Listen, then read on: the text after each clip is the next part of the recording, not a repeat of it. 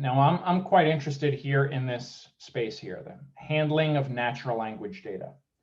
So now if I kind of want to focus in on this area here to see, okay, their portfolio sizes are somewhat comparable, right? 231 last year for IBM and 136 for Microsoft. These are the two largest patenters in this space last year. And now I can kind of see a real deep dive view of how those two portfolios stack up. And we see right away the semantic analysis space for IBM is their largest area, much larger than Microsoft's. That's where a bulk of their patents are.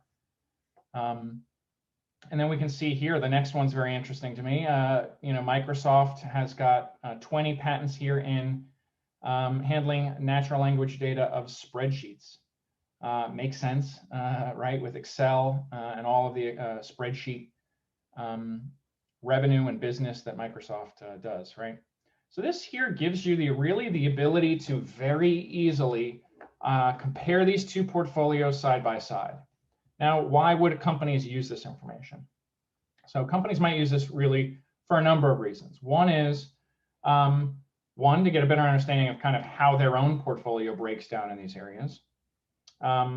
Two is to understand internally from a filing strategy perspective, if this is say a key competitor for Microsoft, that IBM is a key competitor for them, they're going to want to know, where is Microsoft patenting? And how do we stack up? Are there areas where they're patenting where we should be, or vice versa? And really gives them a sense of some potential white space, some strengths, weaknesses of the portfolios. All of those kinds of things can be used, in some pre-litigation analysis or in licensing of portfolios to kind of understand how much patent protection a company might have compared to what you have.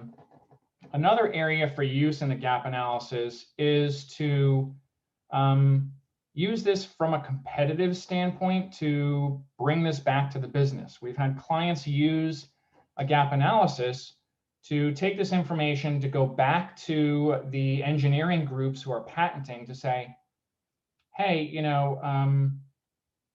IBM's got a lot of patents, for instance, here in natural language data processing. A vast majority of it here is in semantic analysis. Is this, right? It provides some context, I guess, to the business to understand at which level a company might be innovating and protecting their IP, right? IBM here doing this at the semantic analysis perspective. Are there some other areas where our business is more focused in a particular area and we want to protect that and want to understand, should we be filing more? What are other competitors doing?